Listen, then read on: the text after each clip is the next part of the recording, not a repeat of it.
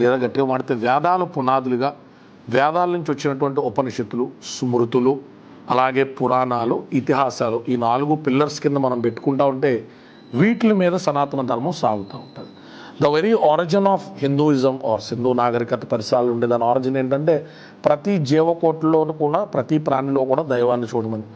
ఎంతోమంది ఋషులు, మునులు తమ తపో శక్తితో మనిషి జీవితంలో రోగాలు, రుణాలు, వ్రణాలు బారిన పడకుండా, ఇతరులకి హాని చేయకుండా భూమి మీద ఒక స్వేచ్ఛా జీవిగా ఆరోగ్యంగా ధర్మాన్ని అనుసరిస్తా తన పని వల్ల ఇతరులకు ఇబ్బంది కలగకుండా బతకడం కోసం ఎట్లాంటి జీవన నియమాలు అనుసరించాలి, దానికి ధర్మం అనేటువంటి పేరు పెట్టుకుని ఆ ధార్మిక చింతనతో ఎలా బతకాలి, పూజలు ఇత్యాది కార్యక్రమాలే కాకుండా మనిషి జీవితంలో ప్రతి కార్యక్రమాన్ని కూడా ఇతరులతో పంచుకునేటువంటి ఆ సౌభ్రాతృత్వాన్ని ఎలా పెంపొందించుకోవాలి లాంటి మూలాధారమైనటువంటి విషయాలన్నిటి మీద సనాతన ధర్మం నిర్మించబడుతుంది.